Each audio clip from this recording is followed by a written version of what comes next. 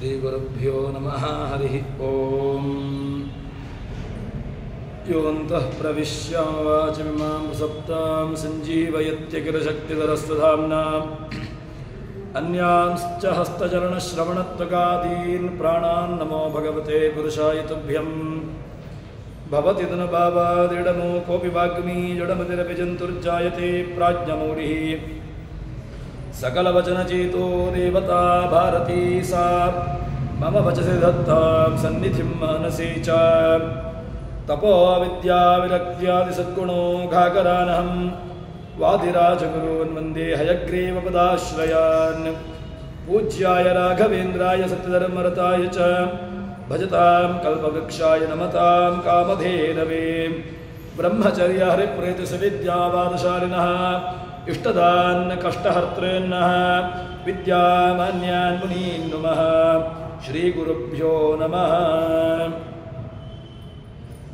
ಜಗನ್ನಾಥದಾಸರ ಹರಿಕಥಾಮೃತ ಸಾರದ ವ್ಯಾಪ್ತಿಸಂಧಿಯಲ್ಲಿ ಭಗವಂತನ ವ್ಯಾಪ್ತಿಯ ವಿಚಾರವನ್ನು ದಾಸರು ನಮಗೆ ತಿಳಿಸ್ತಾ ಇದ್ದಾರೆ. ಭಗವಂತನ ವ್ಯಾಪ್ತಿ ಇವಾಗಾವಲ್ಲಿ ಸರಿಯಿಲ್ಲ, ಇವಾಗಾವಲ್ಲಿ ನೋಡಲು ಖುಲ್ಲಮಾನವರಲ್ಲ, ಅಪ್ರತಿಮಲ್ಲ ಜಗಕ್ಕೆಲ್ಲ ಅಂತ ಹೇಳಿಕೊಂಡು ಇಡೀ ಜಗತ್ತನ್ನು ವ್ಯಾಪಿಸಿಕೊಂಡು ತಾನಿದ್ದಾನೆ. ಅದೇ ರೀತಿಯಾಗಿ ಯಾಕೆ ತಾನೇ ಇದ್ದಾನೆ ಎಂಬಂತಹ ವಿಚಾರವನ್ನು ಮಹಾಭಾರತ ಹೇಳುವಾಗ ಆಲೋಟ್ಯ ಸರ್ವಶಾಸ್ತ್ರಾಣಿ ವಿಚಾರಿ ಚ ಪುನಃ ಪುನಃ ಇದಮೇಕಂ ಸನಿಷ್ಪನ್ನಂ ಧ್ಯೇಯೋ ನಾರಾಯಣ ಸದಾ ನಾಸ್ತಿ ನಾರಾಯಣ ಸಮಂ ನ ಭೂತಂ ನ ಭವಿಷ್ಯತಿ ಅಂತ ಹೇಳಿಕೊಂಡು ಭಗವಂತನಿಗೆ ಸಮಾನವಾಗಿರತಕ್ಕಂತಹ ಇನ್ನೊಂದು ದೇವತೆ ಇನ್ನೊಂದು ಇಲ್ಲ ಎಂಬ ವಿಚಾರವನ್ನು ದಾಸರು ತಿಳಿಸಿಕೊಟ್ರು. ಹೇಗೆ ಅಂತ ಕೇಳಿದರೆ ಲಕ್ಷ್ಮೀಕಾಂತ ಸಮಂತತೋಪಿಗಲ ನೈವೇಶಿತು ತಸ್ತೆ ತೇ ಸಮಂ ನೈವೈಶಿತು, ನಿನ್ನಗೆ ಸಮಾನವಾಗಿರತಕ್ಕಂತಹ ಇನ್ನೊಂದು ದೇವತೆ ಬರಲಿಕ್ಕೆ ಸಾಧ್ಯವೇ ಇಲ್ಲ. ಈಗ ಇಲ್ಲ, ಮುಂದೆ ಇಲ್ಲ, ಇನ್ನು ಮುಂದೆ ಯಾವತ್ತೂ ಭೂತ ಭವಿಷ್ಯದ್ ವರ್ತಮಾನ ಯಾವತ್ತೂ ಕೂಡ ಭಗವಂತನಿಗೆ ಸಮಾನವಾಗಿರತಕ್ಕಂತಹ ಇನ್ನೊಂದು ದೇವತೆ ಇಲ್ಲ ಎಂಬ ವಿಚಾರವನ್ನು ಹೇಳಿದರು. ಅದಾದ ಮೇಲೆ ಮುಂದಿನ ಪದ್ಯದಲ್ಲಿ ಭಗವಂತನ ವ್ಯಾಪ್ತಿಯನ್ನು ಹೇಳಿದಾಗ ಆ ಮಹಿಮೆ ಹೇಗೆ ಅಂತ ಕೇಳಿದ್ರೆ ನಮಗೆ ಅರ್ಥ ಆಗಲಿಲ್ಲ. ಅದಕ್ಕೋಸ್ಕರವಾಗಿ ಒಂದು ಒಳ್ಳೆಯ ದೃಷ್ಟಾಂತವನ್ನು ಕೊಟ್ಟು ನಮಗೆ ಅದನ್ನು ಮನದಟ್ಟು ಮಾಡಿಸ್ತಾರೆ. ಯಾವುದು ಅಂತ ಕೇಳಿದ್ರೆ ತಪ್ತಲೋಹವು, ಒಳ್ಳೆಯ ಕಾದ ಕಬ್ಬಿಣದ ಒಂದು ದೃಷ್ಟಾಂತವನ್ನು ತೋರಿಕೊಡ್ತಾ ಇದ್ದಾರೆ ಪದ್ಯದ ಮೂಲಕವಾಗಿ. ಹೇಗೆ ಅಂತ ಕೇಳಿದ್ರೆ ತಪ್ತಲೋಹವು ನೋಳ್ಪ ಜನರಿಗೆ ಸಪ್ತ ಜಿಹ್ವನ ತೆರದಿ ತೋರ್ಪುದು ಲುಪ್ತ ಪಾವಕ ಲೋಹ ಕಾಂಬುದು ಪೂರದೋಪಾದಿ ಸಪ್ತವಾಹನ ನಿಖಿಲ ಜನರಳು ವ್ಯಾಪ್ತನಾದುದರಿಂದ ಸರ್ವರು ಆಪ್ತರಾಗಿ ಹರೆಲ್ಲ ಕಾಲದಿ ಹಿತವ ಕೈಗೊಂಡು ಎಂಬುದಾಗಿ ಜಗನ್ನಾಥದಾಸರು ಹೇಳ್ತಾ ಇದ್ದಾರೆ. ಯಾವ ದೃಷ್ಟಾಂತ ಅಂತ ಕೇಳಿದರೆ ಬಿಸಿಯಾಗಿರತಕ್ಕಂತಹ ಒಳ್ಳೆಯ ಕಾದ ಕಬ್ಬಿಣ ಅದರಲ್ಲಿ ಏನಾಗ್ತದೆ ಅಂತ ಕೇಳಿದ್ರೆ ಕಾದ ಕಬ್ಬಿಣವನ್ನು ಮುಟ್ಟಿದೆವು ಅಂತ ಹೇಳಿದರೆ ನೋಡುವಾಗ ಅದರಲ್ಲಿ ನಮಗೆ ಅಗ್ನಿಯ ವ್ಯವಸ್ಥೆ ಗೊತ್ತಾಗಿಲ್ಲ, ಅಗ್ನಿ ಉಂಟೋ ಇಲ್ಲೋ ಎಂಬುದಾಗಿ ಗೊತ್ತಾಗಲಿಲ್ಲ. ನೋಡಿದಾಗ ಅದರ ಜ್ಞಾನ ಬರಲಿಲ್ಲ, ಅಂದರೆ ಬಿಸಿಯಾಗಿರುವಿಕೆ ಎಂಬ ಧರ್ಮದ ಚಿಂತನೆ ನಮಗೆ ಬರಲಿಲ್ಲ. ಮತ್ತೆ ಅದನ್ನು ಮುಟ್ಟಿದಾಗ ಅದರಿಂದ ಕೈಯ ಅನುಭವ, ಅಂದರೆ ಬಿಸಿಯಾಗಿರುವಿಕೆಯ ಅನುಭವ ಆದಾಗ ನಮಗೇನಾಗ್ತದೆ, ಆ ಬಿಸಿಯಿಂದಾಗಿ ಅದರ ಒಳಗಡೆಗೆ ಅಗ್ನಿ ಇದೆ ಎಂಬುದಾಗಿ ಗೊತ್ತಾಗ್ತದೆ. ಅದೇ ರೀತಿಯಾಗಿ ಹೇಳ್ತಾರೆ, ತಪ್ತಲೋಹವು ನೋಳ್ಪ ಜನರಿಗೆ, ನೋಡುವಂತಹ ವ್ಯಕ್ತಿಗಳಿಗೆ ಸಪ್ತ ಜಿಹ್ವ, 7 ಜಿಹ್ವೆ ಉಳ್ಳವನು, ಹಿರಣ್ಯ ಗಗನ ರಕ್ತ ಅಂತ ಹೇಳಿಕೊಂಡು 7 ಜಿಹ್ವೆಗಳನ್ನು ಹೇಳ್ತಾರೆ.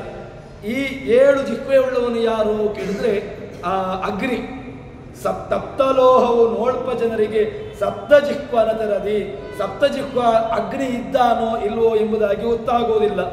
ಮತ್ತೆ ಹೇಳ್ತಾರೆ ಅದರಲ್ಲಿ ಅಗ್ನಿ ಇದ್ದಾಗ ಇನ್ನೊಂದು ರೀತಿಯಾಗಿ ಅದನ್ನು ಬಿಡಿಸ್ತಾರೆ. ಅದೇನು ಅಂತ ಕೇಳಿದ್ರೆ ಆ ಕಾದ ಲೋಹ, ಅದರಲ್ಲಿ ಅಗ್ನಿಯ ಸಂಬಂಧ ತುಂಬ ಒಳ್ಳೆಯ ಅಗ್ನಿ ಸಂಬಂಧ ಆಯಿತು. ಅಗ್ನಿಯ ಸಂಬಂಧ ಆದಾಗ ಆ ಕಾದ ಕಬ್ಬಿಣ ಏನಾಗ್ತದೆ ಅಂತ ಕೇಳಿದ್ರೆ ಪೂರ್ಣವಾಗಿ ತಾನೂ ಕೂಡ ಅದು ಅಗ್ನಿ ಅಂತ ಆಗಿಬಿಡ್ತದೆ. ಏನಾಗ್ತದೆ ಅಂತ ಕೇಳಿದ್ರೆ ಅದು ಪೂರ್ಣವಾಗಿ ಅಗ್ನಿಯ ರೂಪಾದಿಯಲ್ಲಿ ಅದು ಕಾಣಲಿಕ್ಕೆ ಶುರುವಾಗ್ತದೆ. ಅದೇ ರೀತಿಯಾಗಿ ಬೆಂಕಿ ಅದರಿಂದ ಹೋಯಿತು ಅಂತಾದರೆ ಅಗ್ನಿಯ ಸಂಬಂಧ ಕಮ್ಮಿ ಆಯಿತು ಅಂತ ಹೇಳಿದ್ರೆ ಸಹಜವಾಗಿರತಕ್ಕಂತಹ ಮೊದಲಿನ ಸ್ಥಿತಿಗೆ, ಅಂದರೆ ಅದು ಮತ್ತೆ ಪುನಃ ಕಬ್ಬಿಣದ ವ್ಯವಸ್ಥೆಯನ್ನೇ ಹೊಂದುತ್ತದೆ. ಅದೇ ರೀತಿಯಾಗಿ ಹೇಳ್ತಾರೆ ಆ ಭಗವಂತ ಆ ಅಗ್ನಿ ಎಲ್ಲ ಆ ಕಾದ ಕಬ್ಬಿಣದಲ್ಲಿ ಎಲ್ಲ ಕಡೆಗಳಲ್ಲೂ ವ್ಯಾಪ್ತನಾಗಿದ್ದಾಗ ಹೇಗಿತ್ತೋ ಅದೇ ರೀತಿಯಾಗಿ ಹೇಳ್ತಾರೆ ಲುಪ್ತ ಪಾವಕ ಲೋಹಕ ಎಂಬುದು. ಪಾವಕ ಲುಪ್ತನಾದಾಗ, ಪಾವಕ ಅಂತ ಹೇಳಿದ್ರೆ ಅಗ್ನಿ, ಅಗ್ನಿ ಲೋಪ ಆದಾಗ ಅಗ್ನಿ ಅಲ್ಲಿಂದ ಅಗ್ನಿಯ ಪ್ರಭಾವ ಕಮ್ಮಿ ಆಯಿತು ಅಂತಾದರೆ ಲೋಹಕ ಎಂಬುದು ಲೋಹ ನಮಗೆ ಕಾಣ್ತಾ ಉಂಟು. ಅದೇ ರೀತಿಯಾಗಿ ಪೂರ್ವದ ಉಪಾಧಿ ಮೊದಲಂತನೇ ಲೋಹ ನಮಗೆ ಗೋಚರಕ್ಕೆ ಬರ್ತದೆ. ಭಗವಂತ ಸಪ್ತವಾಹನ, ಇಲ್ಲಿ ಈಗ ಸಪ್ತವಾಹನ ಹೇಳ್ತಾರೆ. ಭಗವಂತ ಏನಾಗಿದ್ದಾನೆ, ನಿಖಿಳ ಜನರು ಎಲ್ಲ ಜನರಲ್ಲಿಯೂ ಕೂಡ ತಸ್ಯಾ ಶಿಖಾಯ ಮಧ್ಯೆ, ಅದೇ ರೀತಿಯಾಗಿ ನಿಖಿಳ ಎಲ್ಲ ಜನರೊಳು ಒಳಗಿದ್ದುಕೊಂಡು ಅವನು ಏನು ಮಾಡ್ತಾನೆ, ವ್ಯಾಪ್ತನಾದುದರಿಂದ ಇಲ್ಲಿ ಮಾತ್ರ ಅಲ್ಲ ಎಲ್ಲ ಜೀವನಲ್ಲಿಯೂ ಕೂಡ ವ್ಯಾಪ್ತನಾಗಿದ್ದಾನೆ. ವ್ಯಾಪ್ತನಾದುದರಿಂದ ಸರ್ವರು ಆಪ್ತರಾಗಿಹರು. ನಮಗೆ ಏನು ಮಾಡ್ತಾರೆ, ಕೆಲವೊಂದು ಸಂದರ್ಭದಲ್ಲಿ ಕೆಲವರು ನಮ್ಮವರು ಎಂಬಂತಹ ನಮಗೆ ಜ್ಞಾನ ಬರ್ತದೆ. ಭಗವಂತ ಎಲ್ಲರಲ್ಲಿಯೂ ಕೂಡ ವ್ಯಾಪ್ತನಾದದ್ರಿಂದಾಗಿ ನಮಗೆ ಆಪ್ತತ್ವದ ಚಿಂತನೆ ಬರ್ತದೆ. ಸರ್ವರು ನಮ್ಮವರು, ಇವರು ನಮ್ಮವರು ಎಂಬಂತಹ ಆ ಜ್ಞಾನ ಬರ್ತದೆ. ಅದೇ ರೀತಿಯಾಗಿ ಸರ್ವರು ಆಪ್ತರಾಗಿ ಹರೆ ಎಲ್ಲ ಕಾಲದಲ್ಲಿ ಹಿತವ ಕೈಗೊಂಡು ಹಿತವನ್ನ ಮಾಡುವವರಾಗಿ ನಮಗೆ ನಮ್ಮವರು ಅಂತ ಕಾಣ್ತಾರೆ ಅಂತ ಹೇಳಿಕೊಂಡು ಹೇಳ್ತಾರೆ. ಒಳ್ಳೆಯ ದೃಷ್ಟಾಂತವನ್ನು ಕೊಟ್ಟದ್ದು ಯಾವುದು ಕೇಳಿದ್ರೆ ಅಗ್ನಿ. ಅಗ್ನಿಯನ್ನು ಯಾಕೆ ಕೊಟ್ಟರು ಅಂತ ಕೇಳಿದ್ರೆ ಅಗ್ನಿಯನ್ನು ನಮಗೆ ಒಳ್ಳೆಯ ರೀತಿಯಲ್ಲಿ ಅದನ್ನು ಅನುಭವಿಸ್ಲಿಕ್ಕೆ ಬರ್ತದೆ. ಬಿಸಿಗೆ ಹಿಡಿದಾಗ ಅದು ತನ್ನನ್ನು ತಾನು ಪೂರ್ಣವಾಗಿ ಅದು ಬೆಂಕಿಯ ರೀತಿಯಲ್ಲಿ ಕಾಣಲಿಕ್ಕೆ ಆರಂಭವಾಗ್ತದೆ. ಅಂದರೆ ಆ ಕಬ್ಬಿಣ ತಾನು ಬೇರೆಯಲ್ಲ, ಅದೇ ರೀತಿಯಾಗಿ ಅಗ್ನಿ ಬೇರೆಯಲ್ಲ ಅಂತ ಅಷ್ಟು ತನ್ನನ್ನು ಅದಕ್ಕೆ ಪರಿಣಾಮ ಮಾಡಿಕೊಳ್ತದೆ. ಅದೇ ಅದರಲ್ಲಿರ್ತಕ್ಕಂತಹ ಅಗ್ನಿಯ ಸಂಬಂಧ ಹೋಯಿತು ಅಂತಾದರೆ ಮತ್ತೆ ಪುನಃ ಅದು ಕಬ್ಬಿಣವೇ ಆಗ್ತದೆ, ಮತ್ತೆ ಪುನಃ ಅದು ಯಥಾಸ್ಥಿತಿಯನ್ನೇ ಹೊಂದುತ್ತದೆ. ಅದೇ ರೀತಿಯಾಗಿ ಭಗವಂತ ಇಲ್ಲಿ ಎಲ್ಲ ಕಡೆಗಳಲ್ಲೂ ಕೂಡ ವ್ಯಾಪ್ತನಾಗಿ ಇದ್ದದ್ರಿಂದಾಗಿ ಹೇಳ್ತಾನೆ, ಅವನ ವ್ಯಾಪ್ತಿಯ ವಿಚಾರವನ್ನು ಈ ದೃಷ್ಟಾಂತ ನಮಗೆ ಅರ್ಥ ಮಾಡಿಸಿಕೊಳ್ಳುತ್ತದೆ. ಅದಾದ ಮೇಲೆ ಮುಂದಿನ ವ್ಯವಸ್ಥೆಯನ್ನು ಹೇಳ್ತಾರೆ, ಆ ತಂದೆ ಆಪ್ತರಾಗಿ ಹರು ಅಂತ ಹೇಳ್ತಾರೆ. ಯಾರು ಆಪ್ತರಾಗಿರ್ತಾರೆ ಅಂತ ಕೇಳಿದರೆ ತಂದೆ, ತಾಯಿ, ಉಳಿದಂತಹ ಬಂಧುವರ್ಗ ಇವರೆಲ್ಲರೂ ಕೂಡ ನಮಗೆ ಆಪ್ತರು ಅಂತ ಅನಿಸಿಕೊಳ್ತಾರೆ. ಯಾವಾಗ ಅಂತ ಕೇಳಿದ್ರೆ ಆ ಭಗವಂತ ಹಿತೈಷಿಗಳಾಗಿ ಅವರಲ್ಲಿ ಒಂದೊಂದು ಉಪಾಧಿಯಲ್ಲಿ ತಾನಿದ್ದುಕೊಂಡು, ಆ ತಂದೆಯಲ್ಲಿ ತಂದೆಯ ರೂಪದಿಂದಾಗಿ, ತಾಯಿಯಲ್ಲಿ ತಾಯಿಯ ಉಪಾಧಿಯಿಂದಾಗಿ, ಮಕ್ಕಳಲ್ಲಿ ಮಕ್ಕಳ ಉಪಾಧಿಯಿಂದಾಗಿ, ಅದೇ ರೀತಿಯಾಗಿ ಹೆಂಡತಿಯಲ್ಲಿ ಹೆಂಡತಿಯ ಮೂಲಕವಾಗಿ, ಹೀಗೆ ಒಂದೊಂದು ರೂಪದಿಂದಾಗಿ ಅವನು ನಮಗೆ ಹಿತೈಷಿಗಳಾಗಿ ತಾನಿರ್ತಾನೆ. ಅವನಿಲ್ಲ ಅಂತಾದರೆ ಯಾರು ಹಿತವರು ನಮಗೆ ಅಂತ ಹೇಳಿಕೊಂಡು ದಾಸರೇ ಹೇಳ್ತಾರೆ, ಯಾರು ಹಿತವರು ನಮಗೆ ಹಿತವರು ಅಂತ ಯಾರೂ ಇಲ್ಲವೇ ಇಲ್ಲ. ಅವರ ಮೂಲಕವಾಗಿ ಹಿತ ಉಂಟು ಅಂತಾದರೆ ಹಿತ, ಅವರ ಮೂಲಕವಾಗಿ ಹಿತ ಇಲ್ಲ ಅಂತಾದರೆ ಅಹಿತರೇ. ನಮಗೆಲ್ಲರೂ ಕೂಡ ಅಹಿತರಂತಲೇ ಕಾಣ್ತಾರೆ.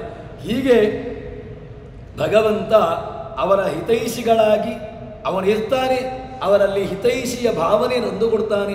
ಆದ್ದರಿಂದಾಗಿ ಅವರು ನಮಗೆ ಹಿತವರು ಅಂತ ಅನಿಸ್ತದೆ. ಇಲ್ಲದಿದ್ದರೆ ನಮಗೆ ಅಹಿತರಾಗಿಯೇ ಇರುವಂಥವರು ಅಂತ ಹೇಳ್ತಾರೆ. ಹೀಗೆ ಆಪ್ತತ್ವ ಎಂಬಂತಹ ಧರ್ಮ ಆ ಎಲ್ಲ ವಿಶಿಷ್ಟವಾಗಿರ್ತಕ್ಕಂತಹ ವ್ಯಕ್ತಿಗಳಲ್ಲಿ ತಾನಿದ್ದುಕೊಂಡು ನಮಗೆ ಇವರು ಆಪ್ತರು. ನನಗೆ ಯಾಕೆ ನನ್ನ ಹೆಂಡತಿ ಆಪ್ತ ಅಂತ ಕೇಳಿದ್ರೆ ಅಲ್ಲಿ ಅವನ ಒಂದು ಉಪಾಧಿಯ ಮೂಲಕವಾಗಿ ನಮಗೆ ಆಪ್ತನಾಗಿದ್ದಾನೆ. ಆದ್ರಿಂದಾಗಿ ನನ್ನ ಹೆಂಡತಿ ನನಗೆ ಆಪ್ತ.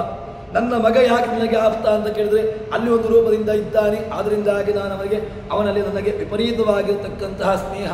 ತಂದೆ ತಾಯಿಗಳಲ್ಲಿ ಯಾಕೆ ಕೇಳಿದ್ರೆ ಅವನಲ್ಲಿ ಒಂದು ರೂಪದಿಂದಾಗಿ ಆಪ್ತತ್ವ ಎಂಬಂತಹ ಧರ್ಮ ಇದೆ, ಅದರಿಂದಾಗಿ ಅಲ್ಲಿ ಆಪ್ತತ್ವ. ಇಲ್ಲದಿದ್ದರೆ ಆಪ್ತತ್ವ ಎಂಬಂತಹ ಧರ್ಮವೇ ಇರೋದಿಲ್ಲ ಅಂತ. ಹೀಗೆ ಇದು ತುಂಬ ಕಷ್ಟ. ಯಾಕೆ ಅಂತ ಕೇಳಿದ್ರೆ ಆತ್ಮನಃ ಕಾಮಾಯ ಪ್ರಿಯಂ ಭವತಿ ಸರ್ವಂ ಅಂತ ಒಂದು ಮಾತು. ಇದು ಹೇಳಲಿಕ್ಕೆ ತುಂಬ ಸುಲಭವಾಗಿರತಕ್ಕಂತಹ ಮಾತು.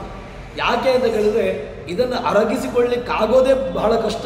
ಎಷ್ಟೇ ದೊಡ್ಡ ವೇದಾಂತಿಗಳು ಕೂಡ ಅರಗಿಸಿಕೊಳ್ಳಿಕ್ಕಾಗದೇ ಇರತಕ್ಕಂಥ ಒಂದು ಮಾತು ಇದೆ.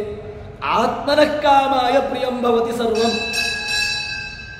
ಯಾಕೆ ನನಗೆ ನನ್ನವರು ಅಂತ ನನಗೆ ಕಂಡದ ಪ್ರೀತಿ ಅಂತ ಕೇಳಿದ್ರೆ ಆತ್ಮನಃ ಕಾಮಾಯ ಸರ್ವಂ ಪ್ರಿಯಂ ಭವತಿ. ನನಗೆ ಕೆಲಸಕ್ಕೆ ಬರ್ತಾರೆ, ಆದ್ರಿಂದಾಗಿ ಎಲ್ಲವೂ ಕೂಡ ಪ್ರಿಯಂ ಭವತಿ, ಅವರೆಲ್ಲರೂ ಕೂಡ ಪ್ರೀತಿ ಅಂತ ನನಗೆ ಅನ್ನಿಸೋದು. ನನಗೆ ನನ್ನ ಹೆಂಡತಿಯಲ್ಲಿ ಯಾಕೆ ನನಗೆ ಪ್ರೀತಿ, ನನ್ನ ಮಗನಲ್ಲಿ ಯಾಕೆ ನನಗೆ ಪ್ರೀತಿ, ನನ್ನ ತಂದೆ ತಾಯಿಯಲ್ಲಿ ಯಾಕೆ ನನಗೆ ಪ್ರೀತಿ ಅಂತ ಕೇಳಿದ್ರೆ ಇದಕ್ಕೆ ಬೇರೆ ಅರ್ಥವನ್ನು ಮಾಡಬಹುದು. ಇದು ಒಂದು ರೀತಿಯಾಗಿ ಅರ್ಥವನ್ನು ಕೊಡ್ತದೆ. ಯಾಕೆ ಅಂತ ಕೇಳಿದ್ರೆ ಆತ್ಮನಃ ಕಾಮಾಯ, ನನಗೆ ಕೆಲಸಕ್ಕೆ ಆಗದಾದ್ರಿಂದಾಗಿ ಪ್ರಿಯಂಭವತಿ ಸರ್ವಂ ಪ್ರಿಯಂಭವತಿ, ಎಲ್ಲವೂ ಕೂಡ ನನಗೆ ಪ್ರೀತಿ ಅಂತ ಅನಿಸುವಂತಹದ್ದು. ಇಲ್ಲ ನನಗೆ ವಿಮುಖರಾಯಿತು ಅಂತಾದರೆ, ನನ್ನಿಂದ ವಿಮುಖರಾದರು ಅಂತಾದರೆ ಪ್ರಿಯಂಭವತಿ ಇಲ್ಲ, ಅಪ್ರಿಯಮೇವ ಭವತಿ. ಅದು ಯಾಕೆ ಅಂತ ಕೇಳಿದ್ರೆ ಅಲ್ಲಿ ವಿರುದ್ಧ ಧರ್ಮವೇ ಬರುವಂತಹದ್ದು. ನನ್ನ ಮಾತನ್ನ ಹೆಂಡತಿ ಕೇಳಲಿಲ್ಲ ಅಂತಾದರೆ ಪ್ರಿಯಂಭವತಿ ಆಗುವುದಿಲ್ಲ, ಅಪ್ರಿಯಂಭವತಿ. ಯಾಕೆ? ವಿರುದ್ಧ ಅಧಿಕರಣತ್ವ ಬಂದಲ್ಲಿ. ನನ್ನ ಮಗ ನಾನು ಹೇಳಿದ್ದನ್ನು ಕೇಳಿದ್ದು ಅಂತಾದರೆ ನನಗೆ ಪ್ರಿಯ, ನನ್ನ ಮಗ ಹೇಳಿದ್ದು ಕೇಳಲಿಲ್ಲ ಅಂತ ಆದರೆ ಅಪ್ರಿಯ ಆದ. ಪ್ರಹ್ಲಾದ ಯಾಕೆ ಅಪ್ಪನಿಗೆ ಅಪ್ರಿಯನಾದ ಅಂತ ಕೇಳಿದ್ರೆ ಷಂಡಾಮರ್ಕರು ಹೇಳಿರ್ತಕ್ಕಂಥ ಗುರುಗಳು ಅವರು ಹೇಳಿದ್ದನ್ನು ಅವರು ಕೇಳಲಿಲ್ಲ. ಆದ್ದರಿಂದಾಗಿ ಏನಾಯಿತು ಅಂತ ಕೇಳಿದ್ರೆ ಷಂಡಾಮರ್ಕರಂತಹ ಗುರುಗಳನ್ನು ಇಟ್ಟು ಹಿರಣ್ಯಕಶಿಪು ಅವನು ಮಗನೇ ಅವನಿಗೆ ವಿರುದ್ಧ ಆದ. ಯಾಕೆ? ಅದಕ್ಕಿಂತ ಮೊದಲೇ ಅವನಿಗೆ ಎಲ್ಲ ಪಾಠಗಳು ಆಗಿತ್ತು. ಅಪ್ಪನಿಗೆ ಪಾಠವನ್ನು ಮಾಡಲಿಕ್ಕೆ ಶುರು ಮಾಡಿದ. ಆದ್ದರಿಂದಾಗಿ ಏನಾಯಿತು? ಆತ್ಮನಃ ಕಾಮಾಯ ಪ್ರಿಯಂಭವತಿ ಬರಲಿಲ್ಲ. ಹಿರಣ್ಯಕಶಿಪುವಿಗೆ ಪ್ರಹ್ಲಾದನಿಂದ ಪ್ರಿಯತ್ವ ಬರಲಿಲ್ಲ, ಅಪ್ರಿಯತ್ವ ಬಂತು ಮಗನಿಂದ. ಅದಕ್ಕೋಸ್ಕರ ಏನು ಮಾಡಿದ? ಸಾಯಿಸಿ ಆದರೂ ನಿನ್ನನ್ನು ನಾನು ನನಗೆ ನೀನು ಬೇಡ ಅಂತ ಹೇಳುವಂತಹ ತೀರ್ಮಾನಕ್ಕೆ ಬಂದ. ಆದರೆ ಇದನ್ನು ನಾವು ಹೇಳಲಿಕ್ಕೆ ಸುಲಭ, ಇದನ್ನು ಅರಗಿಸಿಕೊಳ್ಳುವಂತಹದ್ದು ತುಂಬ ಕಷ್ಟ. ವೇದಾಂತವನ್ನು ಹೇಳುವುದು ಸುಲಭ. ಯಾಕೆ ಅಂತ ಕೇಳಿದ್ರೆ ಹೇಳಲಿಕ್ಕೆ ಎಷ್ಟೊತ್ತು ಬೇಕಾದರೂ ಹೇಳಬಹುದು. ಅದನ್ನು ರೂಢಿಯಲ್ಲಿ ಮಾಡಿಸಿಕೊಳ್ಳುವಂತಹದ್ದು ಕಷ್ಟ ಸಾಧ್ಯವಾಗಿರತಕ್ಕಂತಹದ್ದು. ಹೇಳ್ಬೋದು, 2 ತಾಸು ಬೇಕಾದರೂ ಹೇಳಬಹುದು.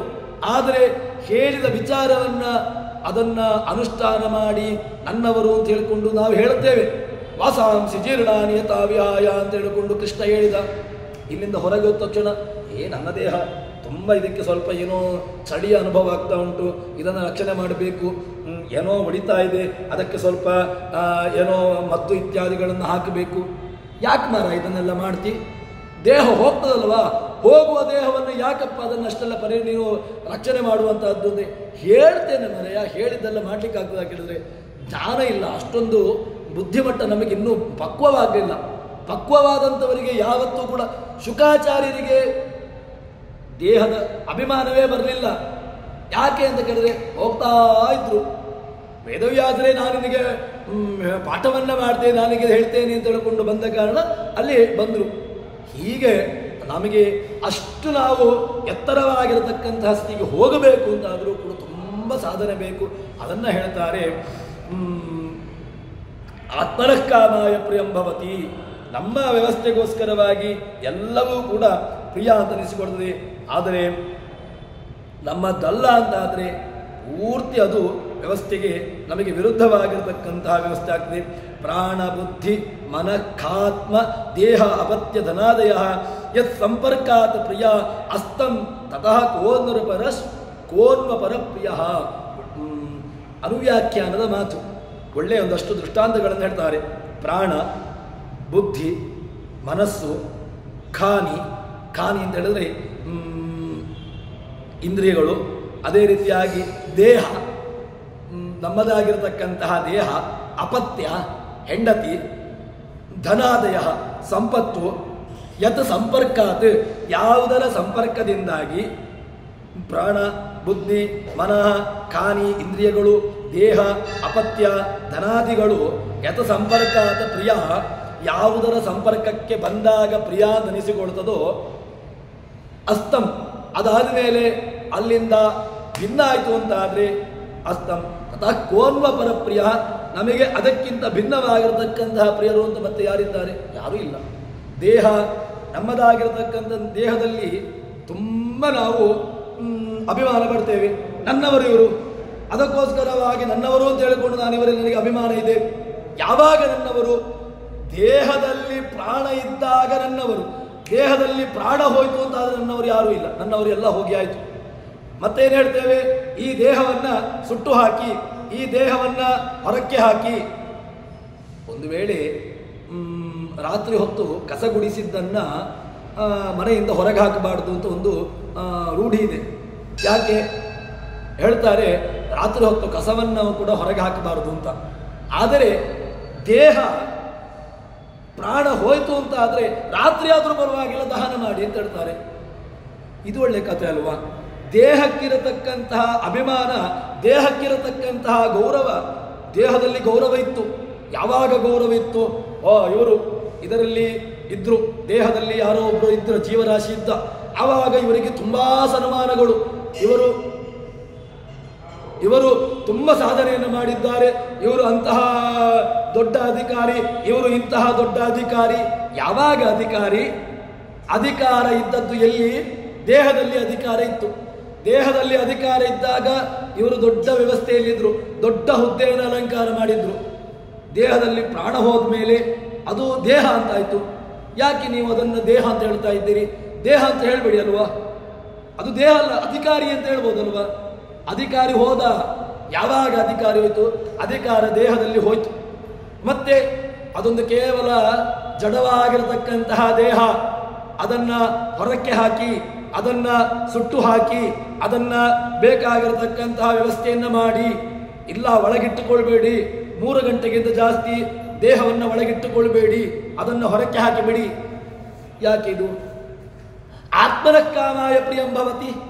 ನನ್ನದು ಅಂತ ಇದ್ದಾಗ ಎಲ್ಲವೂ ನನಗಿಂತ ವಿರುದ್ಧವಾಗಿರತಕ್ಕಂತಹದ್ದನ್ನು ಹೇಳಿದಾಗ ಅದೆಲ್ಲವೂ ಕೂಡ ನನಗೆ ಅಪ್ರಿಯವೇ ಆಗುವಂತಹದ್ದು. ಇದೆಲ್ಲವೂ ಕೂಡ ಹೇಳಲಿಕ್ಕೆ ಸುಲಭ. ಆದರೂ ಕೂಡ ಭಗವಂತ ನಮ್ಮಲ್ಲಿ ಏನು ಮಾಡಬೇಕು ಕೇಳಿದ್ರೆ, ಒಂದು ಕಿಂಚಿತ್ತಾದರೂ ಕೂಡ ವೈರಾಗ್ಯವನ್ನ ಕೊಡಬೇಕು ಅಂತ ಹೇಳಿಕೊಂಡು ನಿತ್ಯದಲ್ಲೂ ಕೂಡ ಪ್ರಾರ್ಥನೆ ಮಾಡಬೇಕು. ಯಾಕೆ ಅಂತ ಕೇಳಿದ್ರೆ, ನಮಗೂ ಕೂಡ ಎಷ್ಟೇ ಅಭಿಮಾನ ಇದ್ರೂ ಕೂಡ ನನ್ನ ದೇಹದ ಮೇಲೆ ನನಗೆ ತುಂಬ ಅಭಿಮಾನ ಇದೆ. ಯಾಕೆ ಅಂತ ಕೇಳಿದ್ರೆ, ಅಯ್ಯೋ ಇದನ್ನೆಲ್ಲ ನಾನು ತುಂಬ ರಕ್ಷಣೆ ಮಾಡಿದ್ದೇನೆ, ತುಂಬ ಖರ್ಚು ಮಾಡಿದ್ದೇನೆ. ಇದಕ್ಕೆ ಏನು ಖರ್ಚು ಮಾಡಿದ್ದೇನೆ? ಅಯ್ಯೋ ನಿತ್ಯ ನಾನು ಇದಕ್ಕೋಸ್ಕರವಾಗಿ ಗಂಟೆಗಟ್ಟಲೆ 2.5 ಗಂಟೆಗೋಸ್ಕರವಾಗಿ ನಾನು ತುಂಬ ಇದನ್ನ ಬೇಕಾಗಿರತಕ್ಕಂತಹ ವ್ಯವಸ್ಥೆಗಳನ್ನು ಮಾಡಿಕೊಳ್ತೇನೆ.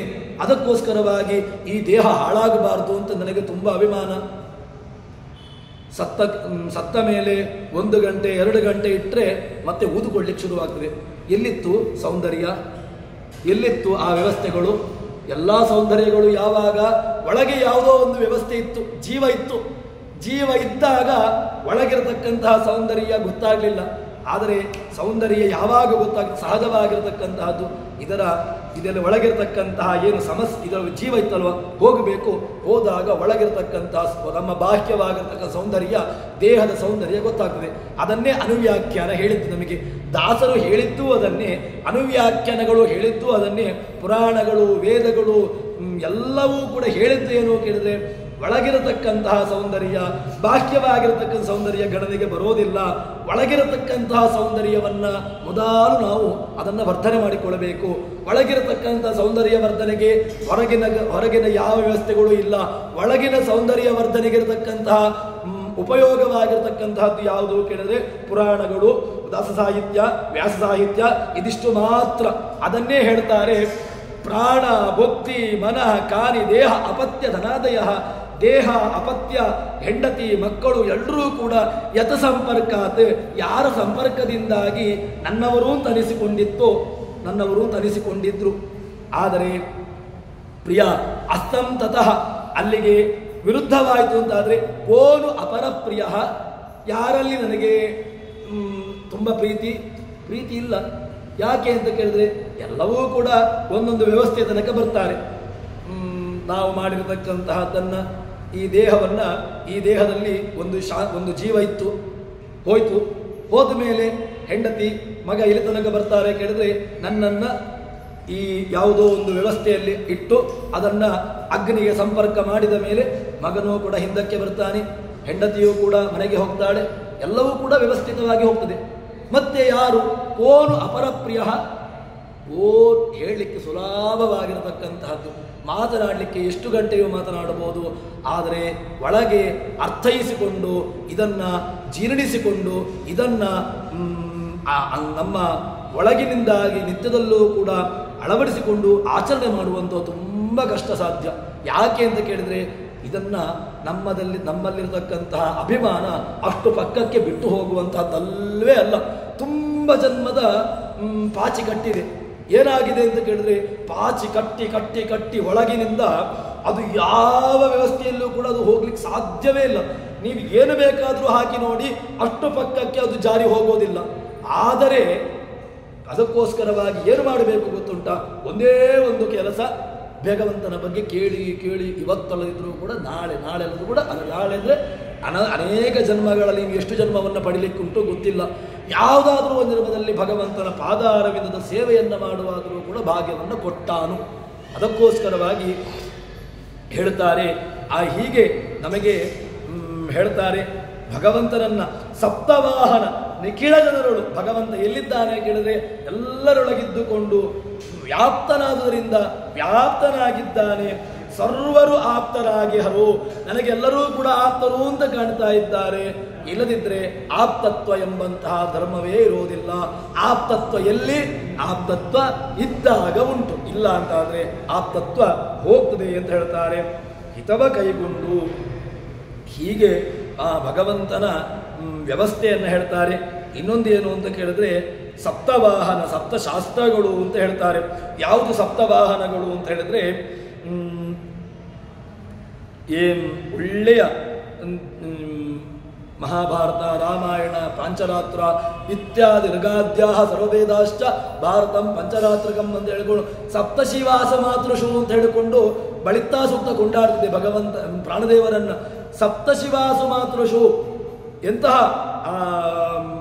ವೇದಗಳು, ಪುರಾಣಗಳು, ಮಹಾಭಾರತ, ಪಂಚರಾತ್ರ, ಹೀಗೆ ಇಂತಹ 7 ಶಾಸ್ತ್ರಗಳಲ್ಲಿ ವ್ಯಾಪ್ತನಾಗಿರತಕ್ಕಂಥವನು ಯಾರು? ಅದು ಭಗವಂತ.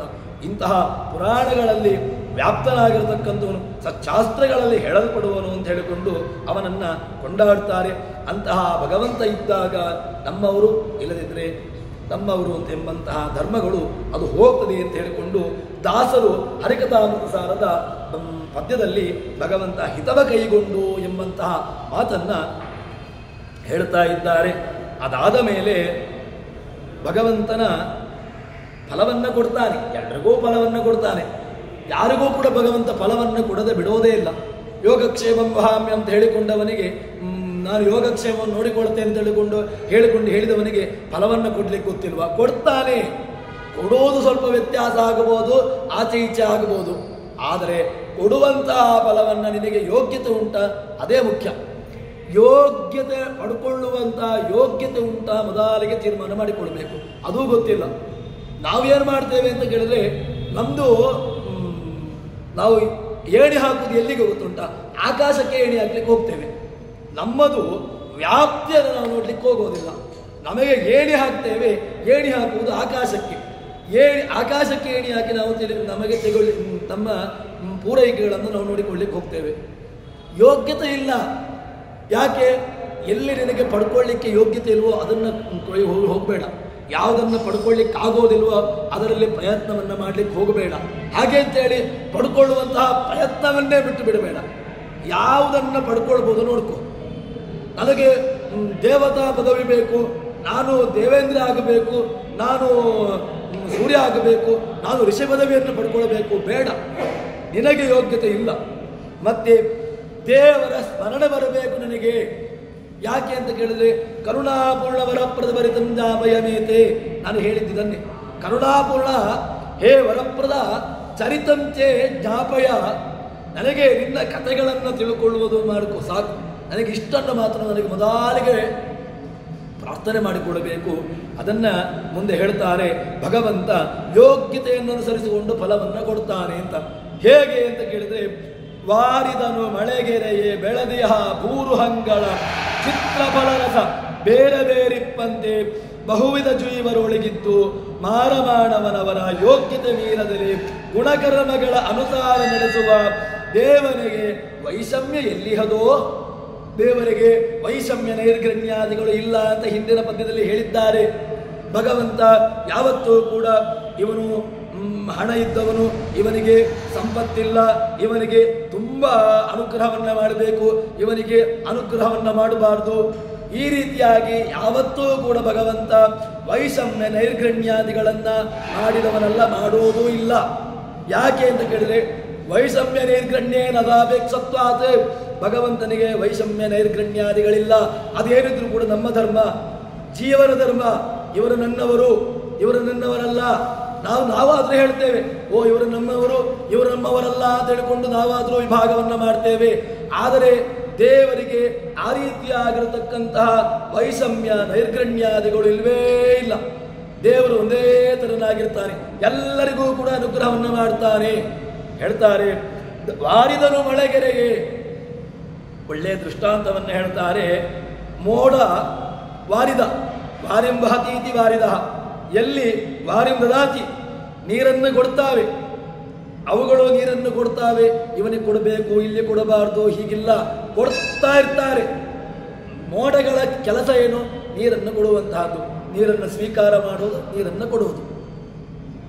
ವಾರಿದರು ಮಳೆಗೆರೆ ಬೆಳೆದಿಹ ಭೂರುಹಂಗಳ, ಎಲ್ಲಿ ಒಳ್ಳೆಯ ಸಂಪತ್ತು, ಯಾವುದು ಸಸ್ಯ ಸಂಪತ್ತು ಬೆಳೆದಿದೆ, ಅಲ್ಲಿ ಏನಾಗ್ತದೆ? ಮೋಡ ಮಳೆಯನ್ನು ಸುರಿಸ್ತದೆ. ಒಳ್ಳೆಯ ವೃಕ್ಷಗಳು ಸಂಪದ್ಭರಿತವಾಗಿರತಕ್ಕಂತಹ ಫಲಪುಷ್ಪಾದಿಗಳಿಂದ ಕೂಡಿರತಕ್ಕಂತಹದ್ದು ಮೇಲಕ್ಕೆ ಬರ್ತವೆ. ಒಳ್ಳೆಯ ಹಣ್ಣು, ರುಚಿ ರುಚಿಯಾಗಿರತಕ್ಕಂತಹ ಹಣ್ಣು, ಅವುಗಳ ಭಿನ್ನ ಭಿನ್ನವಾಗಿರತಕ್ಕಂತಹದ್ದು ರುಚಿಗಳು. ಅದೇ ರೀತಿಯಾಗಿ ಭಗವಂತ ಏನು ಮಾಡ್ತಾನೆ ಅಂತ ಕೇಳಿದ್ರೆ, ನೀರನ್ನ ಸುರಿಸಿದ್ದು ಮೋಡಗಳೇನಾದರೂ ಕೂಡ ಒಳ್ಳೆಯ ರೀತಿಯಾಗಿ ನೀರನ್ನು, ಇದಕ್ಕೆ ತುಂಬ ತೆಂಗಿನ ಮರಕ್ಕೆ ಒಳ್ಳೆಯ ನೀರು ಕೊಡಬೇಕು, ಅದಕ್ಕೋಸ್ಕರವಾಗಿ ತುಂಬ ನೀರನ್ನು ಕೊಡ್ತೇನೆ. ಇನ್ನು ಯಾವುದು ಕೆಟ್ಟದಾಗಿರತಕ್ಕಂತಹ ಗಿಡಗಳಿದೆ, ಅದಕ್ಕೆ ನೀರು ಬೇಕಾಗಿಲ್ಲ, ಅದಕ್ಕೆ ನೀರನ್ನು ಕೊಡೋದಿಲ್ಲ. ಅಥವಾ ಆ ಕಬ್ಬು ಇತ್ಯಾದಿಗಳಿಗೆ ತುಂಬ ನೀರು ಬೇಕು, ಅಲ್ಲಿ ತುಂಬ ಮಳೆಯನ್ನು ಸುರಿಸ್ತೇನೆ. ಅಥವಾ ಇನ್ನು ಕೆಲವು ಗಿಡಗಳಲ್ಲಿ ಇಲ್ಲ, ಸಹಜವಾಗಿರತಕ್ಕಂತಹ ನೀರಿನ ಮೋಡಗಳ ಧರ್ಮ ಏನು? ನೀರನ್ನು ಸುರಿಸುವಂತಹದ್ದು, ನೀರನ್ನು ಸುರಿಸ್ತಾ ಇರ್ತದೆ. ಅದಕ್ಕೆ ಸರಿಯಾಗಿ ರುಚಿಯಲ್ಲಿ ಏನಾದರೂ ಕೂಡ ವ್ಯತ್ಯಾಸ ಉಂಟಾ ಅಂತ ಕೇಳಿದ್ರೆ, ರುಚಿಯಲ್ಲಿ ನೀರಿನಿಂದಾಗಿ ರುಚಿಯಲ್ಲಿ ವ್ಯತ್ಯಾಸ ಆದದ್ದಲ್ಲ, ಯೋಗ್ಯತೆಯಿಂದಾಗಿ ರುಚಿಯಲ್ಲಿ ವ್ಯತ್ಯಾಸ ಆಗಬಹುದು ಅಷ್ಟೇ ಹೊರತು. ನಾವು ಹಾಗಲಕಾಯಿಗೆ ಸಿಹಿಯಾಗಿರತಕ್ಕಂತಹ ನೀರನ್ನು ಹಾಕಿದ್ರೆ, ಬೆಲ್ಲದ ನೀರನ್ನು ಹಾಕುವ, ಕಬ್ಬಿನ ರಸವನ್ನು ಹಾಕುವ ಅಂತ ಹೇಳಿಕೊಂಡು ಅದಕ್ಕೆ ನೀರು ಹಾಕಬೇಕು ಅಂತ ಹೇಳಿದ್ದಾರೆ. ಕಬ್ಬಿನ ರಸವನ್ನು ಹಾಕಿ ಹಾಗಲಕಾಯಿಯ ಗುಣಧರ್ಮವನ್ನು ವ್ಯತ್ಯಾಸ ಮಾಡುವ ಅಂತ ಹೇಳಿದ್ರೆ ಮೂರ್ಖ ಅಂತ ಹೇಳ್ತಾರೆ. ಹಾಗಲಕಾಯಿಯ ಧರ್ಮವನ್ನ ವ್ಯತ್ಯಾಸ ಮಾಡಲಿಕ್ಕೆ ಬರೋದೇ ಇಲ್ಲ. ಅದೇ ರೀತಿಯಾಗಿ ದ್ರವ್ಯಂ ಕರ್ಮಚಕಾಲಶ್ಚ ಸ್ವಭಾವೋ ಜೀವೇಚ ಅನುಗ್ರಹದ ಸನ್ನಿಧೀಕ್ಷೆಯ, ಸ್ವಭಾವಕ್ಕನುಸಾರವಾಗಿ ಜೀವಯೋಗ್ಯತೆಯನುಸಾರವಾಗಿ ಫಲವನ್ನ ಅನುಭವಿಸ್ತಾನೆ. ಭಗವಂತ ಕೊಡುವವನಷ್ಟೇ, ಕ್ಯಾಶಿಯರ್, ಭಗವಂತನ ಕ್ಯಾಶಿಯರ್ ಗುಣ ಅಷ್ಟೇ. ಕ್ಯಾಶಿಯರ್ ಅಂತ ಹೇಳಿದ್ರೆ ಲೌಕಿಕವಾಗಿರತಕ್ಕಂತಹ ವ್ಯವಸ್ಥೆಯನ್ನು ನಾವು ಕಲ್ಪನೆ ಮಾಡಲಿಕ್ಕೆ ಬರೋದಿಲ್ಲ. ಆದರೂ ಕೂಡ ನಮಗೆ ಅರ್ಥ ಆಗಲಿಕ್ಕೆ ಕ್ಯಾಶಿಯರ್ದು ಏನು ಕೇಳಿದ್ರೆ, ಕ್ಯಾಶಿಯರ್ ಕೆಲಸ ಏನು ಕೇಳಿದ್ರೆ ನಮ್ಮ ಹಣವನ್ನು ಕೊಡ್ತಾನೆ ಅಷ್ಟೇ. ಅದೇ ರೀತಿಯಾಗಿ ಜೀವನಲ್ಲಿ ಸ್ವಾಭಾವಿಕವಾಗಿ ಆಲ್ರೆಡಿ ಫಿಕ್ಸ್ಡ್ ಇದೆ, ಅದನ್ನ ಕೊಡ್ತಾನೆ. ಫಿಕ್ಸ್ಡ್ ನಮ್ಮಲ್ಲಿಯೇ ಉಂಟು. ಹಣವನ್ನು ತೆಗೆದುಕೊಳ್ಳುವುದು ನಾವು ಹೋಗಿ ಬ್ಯಾಂಕಿನ ಮೂಲಕವಾಗಿ ಅದಕ್ಕೇನೋ ವ್ಯವಸ್ಥಿತವಾಗಿ ಮಾಡಿಕೊಂಡಾಗ ಅಲ್ಲಿಂದ ನಮ್ಮದಾಗಿರತಕ್ಕಂಥ ಹಣವನ್ನು ನಾವು ಪಡೆದುಕೊಳ್ತೇವೆ. ಅದೇ ರೀತಿಯಾಗಿ ಇಲ್ಲಿಯೂ ಕೂಡ ನಮ್ಮದ ವ್ಯವಸ್ಥೆ ಉಂಟು, ಆಲ್ರೆಡಿ ಫಿಕ್ಸ್ಡ್ ಇದೆ, ಅನೇಕ ಜನ್ಮಗಳಿಂದ ಫಿಕ್ಸ್ಡ್ ಇದೆ. ಆ ಫಿಕ್ಸ್ಡ್ ಹೋಗಬೇಕು, ಅದನ್ನ ಕೊಡ್ತಾನೆ ಭಗವಂತ. ಏನು? ಕಾಲಕಾಲಕ್ಕೆ ನೀನು ಇದನ್ನು ತಿನ್ನು ಅಂತ ಹೇಳಿಕೊಂಡು ಕೊಡ್ತಾ ಇರ್ತಾನೆ. ನಮಗೆ ಕೇವಲ ತಿನ್ನುವುದು ಕೆಲಸ ಮಾತ್ರ, ಕೊಡುವವನು ಕೊಡ್ತಾನೆ, ತೆಗೆದು ತೆಗೆದು ಕೊಡ್ತಾನೆ. ಭಗವಂತ ಅವನಿಗೆ ಗೊತ್ತಿದೆ ಯಾವುದನ್ನು ಯಾವ ಕಾಲಕ್ಕೆ ಕೊಡಬೇಕು ಅಂತ. ಕೊಡುವವನು ಅವನು ಒಳಗಿದ್ದಾನೆ, ಕೊಡ್ತಾ ಇರ್ತಾನೆ. ನಮಗೇನು? ಅದನ್ನು ಭೋಗ ಮಾಡುವುದು ಮಾತ್ರ ಕೆಲಸ. ಹೇಳ್ತಾರೆ, ಬೂರುಹಂಗಳ ಚಿತ್ರಫಲರಸ ಬೇರೆ ಬೇರಿಪ್ಪಂತೆ, ಬೇರೆ ಬೇರೆ ಚಿತ್ರ, ಅದರಲ್ಲಿರ್ತಕ್ಕಂತಹ ಫಲ ಬೇರೆ, ರಸ ಬೇರೆ, ಬೇರೆ ಬೇರೆ. ತೆಂಗಿನಕಾಯಲ್ಲಿರ್ತಕ್ಕಂತಹ ಸ್ವೀಟ್ ಎಲ್ಲವೂ ಸ್ವೀಟ್, ಸಿಹಿ, ಸಕ್ಕರೆಯ ಸಿಹಿ, ಬೆಲ್ಲದ ಸಿಹಿ, ಕಪ್ಪಿನ ರಸದ ಸಿಹಿ, ಮಾವಿನ ಹಣ್ಣಿನ ಸಿಹಿ, ಎಲ್ಲವೂ ಸಿಹಿ ಅಲ್ವಾ? ಸಿಹಿ ಅಂತ ಹೇಳಿದ ಮೇಲೆ ಎಲ್ಲವೂ ಸಿಹಿ. ಸಿಹಿಯನ್ನು ನೀನು ಡಿಫೈನ್ ಮಾಡಿ, ಡಿಫೈನ್ ಸಿಹಿ ಅಂತ ಹೇಳಿದ್ರೆ ಏನು ಹೇಳ್ತಾನೆ? ತಲೆ ಕೇಳ್ಕೊಳ್ಬೇಕಷ್ಟೇ. ಸಿಹಿಯನ್ನ ಅದನ್ನು ಡಿಫೈನ್ ಮಾಡುವುದು ಹೇಗೆ, ಅದನ್ನು ನಮಗೆ ವ್ಯತ್ಯಾಸ ಹೇಳಲಿಕ್ಕೆ ಗೊತ್ತೇ ಇಲ್ಲ. ಆದರೂ ಕೂಡ ಏನು ಕೇಳಿದ್ರೆ ಭಗವಂತ ಅವರವರ ಯೋಗ್ಯತಾನುಸಾರವಾಗಿ ಅವರವರ ಫಲಕ್ಕನುಸಾರವಾಗಿ ಭಗವಂತ ಕೊಡ್ತಾನೆ. ಹೀಗೆ ಬಹುವಿಧ ಜೀವರೊಳಿತ್ತು, ಬಹುವಿಧವಾಗಿರ್ತಕ್ಕಂಥ ಸಾತ್ವಿಕ ಜೀವರಾಶಿಗಳಿದ್ದಾರೆ, ರಾಜಸ ಜೀವರಾಶಿಗಳಿದ್ದಾರೆ, ತಾಮಸ ಜೀವರಾಶಿಗಳಿದ್ದಾರೆ. ಬಹುವಿಧವಾಗಿರ್ತಕ್ಕಂತಹ ಜೀವರಾಶಿಗಳಿದ್ದುಕೊಂಡು ಮಾರಮಾಡನವರ ಭಗವಂತ ಏನು ಮಾಡ್ತಾನೆ ಅಂತ ಕೇಳಿದ್ರೆ ಅವರ ಕರ್ಮಾನುಸಾರಕವಾಗಿ ಲಕ್ಷ್ಮೀರಮಣನಾಗಿರ್ತಕ್ಕಂತಹ ಭಗವಂತ ಅವರಲ್ಲಿ ನೆಲೆಸಿಕೊಂಡು ಯೋಗ್ಯತೆಯನ್ನು ಮೀರಿ ಕೊಡೋದಿಲ್ಲ. ಯೋಗ್ಯತೆಯನ್ನು ಮೀರಿ ಮಾಡಿದರೆ ಅದನ್ನು ಕೆಳಕ್ಕೆ ಮಾಡ್ತಾನೆ ಹೊರತು ಅವರಿಗಿಂತ ಮೀರಿ ಫಲವನ್ನು ಕೊಡೋದಿಲ್ಲ. ಯಾಕೆ ಕೇಳಿದ್ರೆ ಒಳ್ಳೆಯ ದೃಷ್ಟ ಅಂತ ಸುಗ್ರೀವ, ಇಲ್ಲಿ ಲಕ್ಷ್ಮಣ ಮತ್ತೆ ಬಲರಾಮ ತುಂಬ ಪುಣ್ಯವನ್ನು ಮಾಡಿದ. ರಾಮಾವತಾರದಲ್ಲಿ ತಮ್ಮನಾಗಿ ಹುಟ್ಟಿ ಶೇಷ ಏನು ಮಾಡಿದ ಕೇಳಿದ್ರೆ ಅಧಿಕವಾಗಿರ್ತಕ್ಕಂತಹ ಪುಣ್ಯ.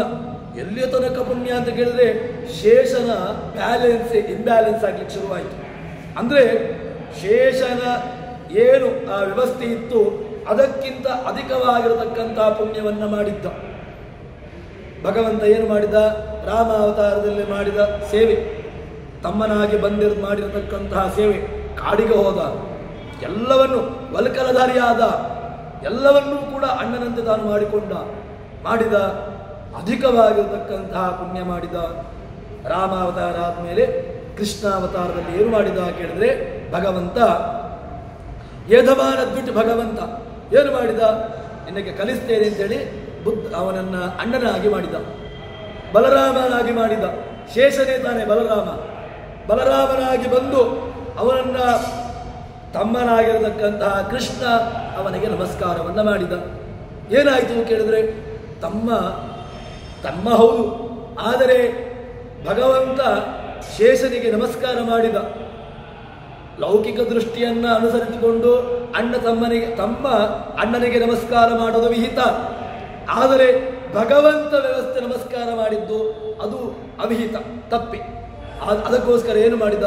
ಅವನಲ್ಲಿರ್ತಕ್ಕಂತಹ ಬ್ಯಾಲೆನ್ಸ್ ಕಮ್ಮಿ ಆಯಿತು, ಅವನಲ್ಲಿರ್ತಕ್ಕಂತಹ ಪುಣ್ಯ ಅದು ಕ್ರಾಸ್ ಆಯಿತು. ಹೀಗೆ ಹೇಳ್ತಾರೆ ಭಗವಂತ ಯೋಗ್ಯತೆ ಮೀರದಲೇ, ಯೋಗ್ಯತೆ ಮೀರಿ ಕೊಡೋದಿಲ್ಲ. ಏನು ಮಾಡ್ತಾನೆ? ಅವರವರ ಯೋಗ್ಯತಾನುಸಾರವಾಗಿ ಅವರಿಗೆ ಫಲವನ್ನು ಕೊಡ್ತಾನೆ. ಅವರವರನ್ನ ಮೇಲಕ್ಕೆ ಹೋಗಿ ಬಿಡೋದಿಲ್ಲ, ಅವರಿಗೆ ಸರಿಯಾಗಿರ್ತಕ್ಕಂಥ ಅನುಗ್ರಹವನ್ನು ಮಾಡ್ತಾನೆ ಭಗವಂತ. ಮೀರದೆಲೆ ಗುಣಕರ್ಮಗಳ ಅನುಸಾರ ನಡೆಸುವ ಭಗವಂತ ಅವರವರ ಗುಣ ಅವರವರ ಕರ್ಮಕ್ಕನುಸಾರವಾಗಿ ಫಲವನ್ನು ಕೊಡ್ತಾನೆ ಅಂತ ಹೇಳ್ತಾರೆ. ಇಂತಹ ಭಗವಂತನಿಗೆ ದೇವನಿಗೆ ವೈಷಮ್ಯ ನಿಲ್ಲಿಹದೋ? ಭಗವಂತನಿಗೆ ವೈಷಮ್ಯ ಅಂತ ಹೇಳಿದ್ರೆ ಇಲ್ಲ. ಒಳ್ಳೆಯ ದೃಷ್ಟ ಅಂತ, ಲೌಕಿಕ ದೃಷ್ಟ ಅಂತ ಯಾವುದು ಅಂತ ಕೇಳಿದ್ರೆ, ಶಾಲೆಯಲ್ಲಿ ಅಧ್ಯಾಪಕರು ಪಾಠ ಮಾಡ್ತಾರೆ. ಪಾಠ ಮಾಡಿದಂತಹ ವಿದ್ಯಾರ್ಥಿಗೆ ಎಲ್ಲರಿಗೂ ಕೂಡ ಒಂದೇ ರೀತಿಯಾಗಿ ಪಾಠ ಮಾಡಿದ್ದು. ಪಾಠ ಮಾಡಿರತಕ್ಕಂತಹ ವಿದ್ಯಾರ್ಥಿ ಸ್ವಲ್ಪ ಒಳ್ಳೆಯ ಅಧ್ಯಯನ ಮಾಡತಕ್ಕಂತಹ ವಿದ್ಯಾರ್ಥಿ, ಅದನ್ನು ಪ್ರಯತ್ನಪಟ್ಟ ಅಧ್ಯಯನ ಮಾಡಿದ, ಅವನು ಅದಕ್ಕೆ ಬೇಕಾಗಿರ್ತಕ್ಕಂತಹ ಕೃಷಿಯನ್ನು ಮಾಡಿದ, ಬೇಕಾಗಿರ್ತಕ್ಕಂತಹ ತುಂಬ ಕಷ್ಟವನ್ನು ಪಟ್ಟು ತನ್ನ ಅಧ್ಯಯನವನ್ನು ಮಾಡಿ ತಾನೇನು ಮಾಡಿದ? ಒಳ್ಳೆಯ ಅಂಕಗಳನ್ನು ಪಡೆದುಕೊಂಡ. ಇಲ್ಲ, ಅಧ್ಯಾಪಕರು ವೈಷಮ್ಯವನ್ನು ಮಾಡಬಾರದು, ಎಲ್ಲರಿಗೂ ಕೂಡ ಸಮಾನವಾಗಿರತಕ್ಕಂಥ ಅಂಕಗಳನ್ನು ಕೊಡಬೇಕು. ವೈಷಮ್ಯ ಇದೆ, ಅಧ್ಯಾಪಕರಿಗೆ ವೈಷಮ್ಯ ನಿರ್ಗಣ್ಯಾದಿಗಳಿದೆ ಅಂತ ಹೇಳಿದ್ರೆ ಇಲ್ಲ. ಅಧ್ಯಾಪಕರಲ್ಲಿ ಯಾವ ಕಾಲಕ್ಕೂ ಕೂಡ ವೈಷಮ್ಯ ನಿರ್ಗಣ್ಯಾದಿಗಳಿಂದ ಕೊಟ್ಟದ್ದಲ್ಲ ಮಾರ್ಕ್. ಮತ್ತೆ ಭಗವಂತನು ಕೂಡ ಹೇಗೆ ಅಂತ ಕೇಳಿದ್ರೆ ವೈಷಮ್ಯ ನಿರ್ಗಣ್ಯಾದಿಗಳಿಗೆ ಅನುಸರಿಸಿಕೊಂಡು ಅವನು ಇವರನ್ನು ನನ್ನವನು ಇವರ ನನ್ನವರಲ್ಲ ಅಂತ ಹೇಳಿದ್ದಲ್ಲ. ಅವರವರ ಯೋಗ್ಯತಾನುಸಾರವಾಗಿ ಅವರವರಿಗೆ ಫಲವನ್ನು ಕೊಟ್ಟ ಹೊರತು ಭಗವಂತ ಏನು ಅಲ್ಲಿ ಅವನಿಗೆ ಪಡ್ಕೊಳ್ಳಿಕ್ಕೆ ಯೋಗ್ಯತೆ ಇಲ್ಲ. ಅವನ ಯೋಗ್ಯತೆ ಇರಲಿಲ್ಲ. ಭಗವಂತ ಅವನ ಯೋಗ್ಯತಾನುಸಾರವಾಗಿ ಫಲವನ್ನು ನೀಡಿಯೇ ನೀಡ್ತಾನೆ. ಅದರಲ್ಲಿ ಯಾವ ಕಾಲಕ್ಕೂ ಕೂಡ ವಿದುರನ ಮನೆಗೂ ಹೋದ, ದುರ್ಯೋಧನಾದಿಗಳನ್ನು ಕೂಡ ನೋಡಿದ. ಆದರೆ ಯಾರಿಗೆ ಏನನ್ನು ಕೊಡಬೇಕು ಅಂತ ತೀರ್ಮಾನ ಮಾಡಿ ಅವರವರಿಗೆ ಅವರವರ ಫಲವನ್ನು ಕೊಟ್ಟ.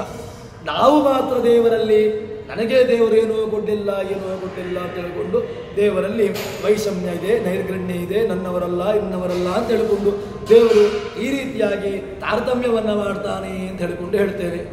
ಇದು ಯಾಕೆ ಕೇಳಿದರೆ ನಮ್ಮಲ್ಲಿರತಕ್ಕಂತಹ ಅಜ್ಞಾನ.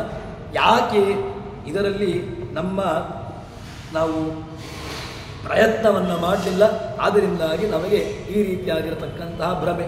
ಹೊರತು ದೇವರಲ್ಲಿ ಯಾವ ಕಾಲಕ್ಕೂ ಕೂಡ ವೈಷಮ್ಯವಾಗಲಿ ನೈರ್ಗಣ್ಯಾದಿಗಳಿಲ್ವೇ ಇಲ್ಲ. ದೃಷ್ಟಾಂತ ಇನ್ನೂ ಲೌಕಿಕ ದೃಷ್ಟಾಂತ ಬೇಕು ಅಂತ ಅಂದರೆ ಚುನಾವಣೆ ಆಗ್ತದೆ. ಚುನಾವಣೆ ಆದಾಗ ಯಾವುದೋ ಒಬ್ಬ ವ್ಯಕ್ತಿ ಆರಿಸಿಕೊಂಡು ಬರ್ತಾನೆ. ಎಲ್ಲರೂ ಕೂಡ ಸಮಾನರು ಅಂತ ಹೇಳಿಕೊಂಡು ನಾನು ಕೂಡ ಆ ಯಾವುದೋ ಹುದ್ದೆಗೆ ಹೋಗ್ತೇನೆ ಅಂತ ಹೇಳಿದ್ರೆ ಅದಾಗೋದಿಲ್ಲ. ಯಾಕಾಗೋದಿಲ್ಲ? ಹೇಳೋದಕ್ಕೆಲ್ಲ ತುಂಬ ಪ್ರೊಸೆಸ್ ಉಂಟು. ಅದಕ್ಕೆಲ್ಲ ಈ ರೀತಿಯಾಗಿರ್ತಕ್ಕಂತಹ ಏನೋ ಚುನಾವಣೆಯನ್ನು ಎದುರಿಸಬೇಕು. ಅದಕ್ಕೆಲ್ಲರೂ ಕೂಡ ಚುನಾವಣೆಯನ್ನು ಮತ ಚಲಾಯಿಸಬೇಕು. ಮತ ಚಲಾವಣೆಯನ್ನು ಮಾಡಿ ಯಾವುದೋ ಒಬ್ಬ ವ್ಯಕ್ತಿ ಬರ್ತಾನೆ, ಅವನನ್ನು ಅಧಿಕಾರಿ ಅಂತ ಹೇಳ್ತಾರೆ, ಅಥವಾ ಶಾಸಕ ಅಂತ ಹೇಳ್ತಾರೆ, ಅಥವಾ ಸಚಿವ ಅಂತ ಹೇಳ್ತಾರೆ, ಏನೋ ವ್ಯವಸ್ಥೆಯನ್ನು ಹೇಳ್ತಾರೆ. ಹೀಗೆ ಮಾಡಿರತಕ್ಕಂತಹ ವ್ಯವಸ್ಥೆಯನ್ನು ಅದು ವ್ಯವಸ್ಥೆ. ಆದರೆ ಭಗವಂತ ಮಾಡಿದಾಗ ಅದು ತಾರತಮ್ಯ. ಶಬ್ದದಲ್ಲಿ ನಾವು ಜಾರಿ ಬಿಡ್ತೇವೆ. ಭಗವಂತ ಮಾಡಿದರೆ ತಾರತಮ್ಯ, ನಾವು ಮಾಡಿದರೆ ವ್ಯವಸ್ಥೆ ಎಂಬಂತಹ ಭ್ರಮೆಯಲ್ಲಿ ನಾವಿದ್ದೇವೆ. ಹೇಗೆ ಶಾಲೆಯಲ್ಲಿ ಅಧ್ಯಾಪಕರು ಯೋಗ್ಯತಾನುಸಾರವಾಗಿ ಅಂಕಾದಿಗಳನ್ನು ನೀಡ್ತಾರೋ ಅದೇ ರೀತಿಯಾಗಿ ನಮ್ಮ ವ್ಯವಸ್ಥೆಗೆ ಅನುಸಾರವಾಗಿ ಪಡ್ಕೊಳ್ಳಿಕ್ಕೆ ಯೋಗ್ಯತೆ ಇದ್ದರೆ ಪಡ್ಕೊಳ್ತಾರೆ. ಪಡ್ಕೊಳ್ಳುವ ಯೋಗ್ಯತೆ ಇಲ್ಲ ಅಂತ ಆದರೆ ಏನೇ ತಲೆ ಕೆಳಗೆ ಮಾಡಿ ಕಾಲ್ಮೆಲಗೆ ಮಾಡಿದರೂ ಕೂಡ ಸಿಗ್ಲಿಕ್ಕೆ ಸಾಧ್ಯವೇ ಇಲ್ಲ. ಇದನ್ನು ಅರ್ಥ ಮಾಡಿಕೊಳ್ಳಬೇಕು. ಬೇರೆ ಬೇರಿಪ್ಪಂತೆ ಬಹುವಿಧ ಜೀವರೊಳಗಿದ್ದು ಮಾರಮಾನವರ ಯೋಗ್ಯತೆ ಮೀರದಲೆ ಗುಣಕರ್ಮಗಳ ದ್ರವ್ಯಂ ಕರ್ಮಚಕಾಲಶ್ಚ ಸ್ವಭಾವೋ ಜೀವಯೇವಚ ಯದನುಗ್ರಹದ ಸಂತಿ ನ ಸಂತಿ ಯದುಪೇಕ್ಷೆಯ. ಅವನ ಉಪೇಕ್ಷೆಯಿಂದಾಗಿ ಅದಿರ್ಲಿಕ್ಕೆ ಸಾಧ್ಯವೇ ಇಲ್ಲ, ಅವನ ಅನುಗ್ರಹದಿಂದಾಗಿ ಇರ್ತದೆ ಹೇಳ್ತಾರೆ. ವಿಷಮತ್ವ ಇದಕ್ಕೆ ಬೇಕಾದಷ್ಟು ಪ್ರಮಾಣಗಳನ್ನು ಹೇಳ್ತಾರೆ. ಏನು ಅಂತ ಕೇಳಿದ್ರೆ ಏತಾವಾಂ ಪ್ರಪದ್ಯಂತೆ ತಾಂ ಸದೈವ ಭಜಾಮ್ಯಹಂ ಅಮವರ್ತ್ಮಾನುವರ್ತಂತೆ ಮನುಷ್ಯ ಪಾರ್ಥ ಸರ್ವಶಃ. ಕೃಷ್ಣ ಹೇಳಿರತಕ್ಕಂತಹ ಮಾತು. ನಮಗೆ ಭಗವದ್ಗೀತೆ ಒಳ್ಳೆಯ ಒಂದು ಟೆಕ್ಸ್ಟ್ ಬುಕ್ಕು. ನಮಗೆ ಈ ಟೆಕ್ಸ್ಟ್ ಬುಕ್ಕು ಬೇಡ. ಯಾಕೆ ಕೇಳಿದರೆ ಈ ಟೆಕ್ಸ್ಟ್ ಬುಕ್ಕು ಇದೆಲ್ಲವೂ ಕೂಡ ನಮಗೆ ಬೆಂಕಿ ಕೊಡಲಿಕ್ಕೆ ಸುಲಭ. ನಾವು ಹೇಳ್ತೇವೆ ಸುಲಭದಲ್ಲಿ ಹೇಳುವಂತಹದ್ದು ಬೆಂಕಿ ಕೊಡಿ ಅಂತ. ಇದೆಲ್ಲವೂ ಕೂಡ ಅಧ್ಯಯನ ಮಾಡಲಿಕ್ಕಿರುವಂತಹದ್ದಲ್ಲ ಅಂತ. ಆದರೆ ಏನು ಯಥಾಮಾಂ ಪ್ರಪದ್ಯಂತೆ, ನನ್ನನ್ನು ಯಾರು ಯಾವ ರೀತಿಯಾಗಿ ನೋಡ್ತಾರೋ ಅವರನ್ನು ನಾನು ಅದೇ ರೀತಿಯಾಗಿ ಭಜಿಸ್ತೇನೆ. ದೇವರು ನಮ್ಮನ್ನು ಯಾಕೆ ಭಜಿಸ್ತಾನೆ ರೀ? ನೀನು ದೇವರನ್ನು ಹೇಗೆ ನೋಡ್ತೀಯೋ ಅದೇ ರೀತಿಯಾಗಿ ನನಗೆ ಫಲ ಸಿಗುವಂತಹದ್ದು. ದೇವರನ್ನು ಲೌಕಿಕವಾಗಿರತಕ್ಕಂತಹ ದೃಷ್ಟಾಂತವನ್ನು ನೋಡುವುದು ಅಂತಾದರೆ ಒಬ್ಬ ತುಂಬ ಆಪ್ತ ಇಟ್ಟುಕೊಳ್ಳುವ ಆಪ್ತನನ್ನು ಇವರು ದುಷ್ಟರು ದುಷ್ಟರು ದುಷ್ಟರು ದುಷ್ಟರು ಅಂತ ಹೇಳ್ತಾ ಇರುವ, ಬರೀ ಇಂಥದ್ದೇ ಮಾಡ್ತಾರೆ, ಬರೀ ಕೆಟ್ಟ ಕೆಲಸಗಳನ್ನೇ ಮಾಡ್ತಾರೆ, ನನಗೆ ತುಂಬ ಹಿಂಸೆಯನ್ನು ಕೊಡ್ತಾರೆ, ಈ ರೀತಿಯಾಗಿ ಅವರನ್ನು ಹೋದಾಗ ಬಂದಾಗ ಎಲ್ಲ ಕಡೆಗಳಲ್ಲೂ ಬೈತಾ ಇರೋದು. ಒಂದು ತಿಂಗಳ ಮೇಲೆ ಅವರನ್ನು ಮಾತಾಡಿಸ್ಲಿಕ್ಕೆ ಹೋಗುವ, ಏನು ಮಾಡ್ತಾನೆ ಕೇಳಿದ್ರೆ ಮುಖ ತಿರುಗಿಸಿ ಹೋಗ್ತಾನೆ. ಯಾಕೆ ಕೇಳಿದ್ರೆ ನೀನು ಅವನನ್ನು ಹೇಗೆ ನೋಡಿದೆಯೋ ಅದೇ ನಿನಗೆ ಬಂದದ್ದು. ನೀನು ಅವನನ್ನು ಏನು ಮಾಡಿದಿ? ನೀನು ಅವನನ್ನು ಬೈತಾ ಇದ್ದಿ. ನಿನ್ನ ಗುಣ ಏನು ಮಾಡಿದಿ? ಒಳ್ಳೆ ಬೈತಾ ಇದ್ದಿ. ಅದಕ್ಕೋಸ್ಕರ ಎಂ ಯಥಾ ಉಪಾಸಕ ದೈವವತಿ. ನೀನು ದೇವರನ್ನು ಹೇಗೆ ಉಪಾಸನೆ ಮಾಡ್ತಾ ಇದ್ದಿ ನಿನಗೆ ಅದು ಸಿಗ್ತದೆ. ಏ ಯಥಾ ಮಾಂ ಪ್ರಪದ್ಯಂತೆ, ಯಾರು ನನ್ನನ್ನು ಯಾವ ರೀತಿಯಾಗಿ ನೋಡ್ತಾರೋ ತಾನ್ ತಥೈವ ಭಜಾಮ್ಯಹಂ, ಅವರನ್ನು ಕೂಡ ನಾನು ಅದೇ ರೀತಿಯಾಗಿ ನಾನು ನೋಡ್ತೇನೆ. ಯಾಕೆ? ಮಮ ವರ್ತಂತೆ, ನೀನು ನನ್ನ ದಾರಿಯಲ್ಲಿ ಬಂದಿ ಅಂತಾದರೆ ನಿನ್ನನ್ನು ಎತ್ತಿಕೊಳ್ಳುವಂತಹ ಜವಾಬ್ದಾರಿ ನನ್ನದು. ನನ್ನ ದಾರಿಯಿಂದ ದೂರ ಹೋಗ್ತಿ ಅಂತಾದರೆ ಹೋಗು, ಯಾರೂ ಕೂಡ ನಿನ್ನ ಕರೆಯುವುದಿಲ್ಲ. ನಿನಗೆ ದೇವರ ಹತ್ರ ಬರಬೇಕು ಅಂತ ಉಂಟಾ, ದೇವರನ್ನು ನೋಡಬೇಕು ಅಂತ ಉಂಟಾ, ದೇವರನ್ನು ತಿಳ್ಕೊಳ್ಬೇಕು ಅಂತ ಉಂಟಾ, ದೇವರ ಮಾರ್ಗದಲ್ಲಿ ಬಾ.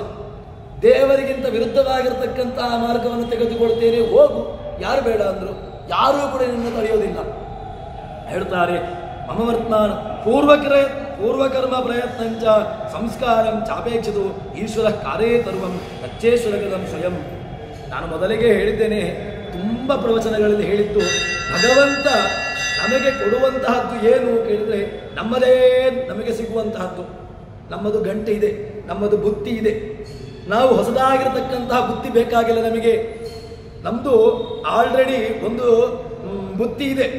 ನಾವು ಏನು ಮಾಡುವುದು ಗೊತ್ತುಂಟಾ, ಬುತ್ತಿಯನ್ನು ತೆಗೆದು ತಿನ್ನುವುದು ಕೆಲಸ ಮಾತ್ರ ನಮಗೆ. ಬುತ್ತಿ ನಮ್ಮ ಹತ್ರನೇ ಉಂಟು, ಯಾವುದೋ ಜನ್ಮಾಂತರಗಳಲ್ಲಿ ರೆಡಿ ಮಾಡಿ ಇಟ್ಕೊಂಡಿದ್ದೇವೆ.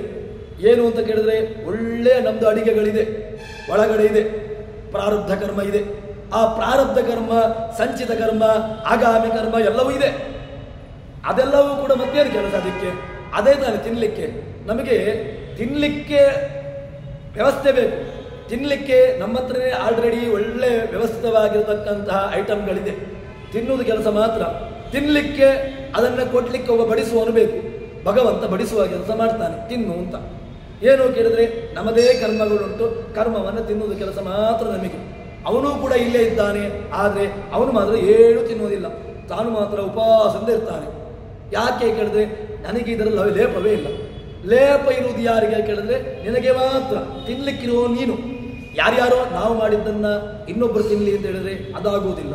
ಯಾಕೆ? ನೀನು ಮಾಡಿದ್ದು ನೀನು ತಿನ್ನಬೇಕು. ಪ್ರಾರಬ್ಧ ಕರ್ಮ ನಮ್ದು, ನಾವು ತಿನ್ನಲಿಕ್ಕಿರತಕ್ಕಂತಹದ್ದು.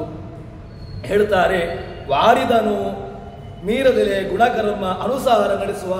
ಅವನು ನಮ್ಮ ಅನುಸಾರ ನಮಗೆ ಇರತಕ್ಕಂತಹದನ್ನು ಕೊಡ್ತಾನೆ. ದೇವನಿಗೆ ವೈಷಮ್ಯ ಎಲ್ಲಿ ಅದೋ ಅಂತಹ ದೇವನಿಗೆ ವೈಷಮ್ಯ ಎಲ್ಲಿದೆ? ವೈಷಮ್ಯ ಇಲ್ಲವೇ ಇಲ್ಲ. ಭಗವಂತನಿಗೆ ವೈಷಮ್ಯ ನೈರ್ಗಣ್ಯಾದಿಗಳು ಉಂಟು ಅಂತ ಹೇಳಿದ್ರೆ ನಾವೇ ಮೂರ್ಖರಾಗಿ ಬಿಡ್ತೇವೆ. ನಮ್ಮದು ಅಂಧಂತಮಸ್ಸಿಗೆ ಹೋಗಲಿಕ್ಕೆ ಬೇಕಾಗಿರತಕ್ಕಂತಹ ಮಾರ್ಗ, ಒಳ್ಳೆಯ ಮಾರ್ಗ ಸಿಗ್ತದೆ. ಅಂಧಂತಮಸ್ಸಿಗೆ ಹೋಗ್ಲಿಕ್ಕೆ ಬೇಗ ಮಾರ್ಗ ಬೇಕಾ, ಅಥವಾ ನರಕಾದಿಗಳಿಗೆ ಹೋಗಲಿಕ್ಕೆ ಬೇಗ ಮಾರ್ಗ ಬೇಕಾ? ಇದೆ. ದೇವರಲ್ಲಿ ಗುಣಗಳನ್ನು ಚಿಂತನೆ ಮಾಡೋದಿರತಕ್ಕಂತಹದ್ದು, ದೇವರಿಗೆ ವೈಷಮ್ಯ ನೈರ್ಗಣ್ಯಾದಿಗಳು ಇದೆ ಅಂತ ಹೇಳುವಂತಹದ್ದು, ದೇವರಲ್ಲಿ ಪೂರ್ಣವಾಗಿ ಅವನಲ್ಲಿ ವಿರುದ್ಧ ಧರ್ಮಾದಿಗಳೇನು ಭಗವಂತನಲ್ಲಿ ಯಾವುದೇ ರೀತಿಯಾಗಿರ್ತಕ್ಕಂತಹ ಶುಭ ಗುಣಗಳು ಇಲ್ಲ ಅಂತ ಹೇಳುವಂತಹದ್ದು. ಇದನ್ನು ಚಿಂತನೆ ಮಾಡಿದರೆ ಸಾಕು, ಹೇಳಬೇಕು ಅಂತಿಲ್ಲ.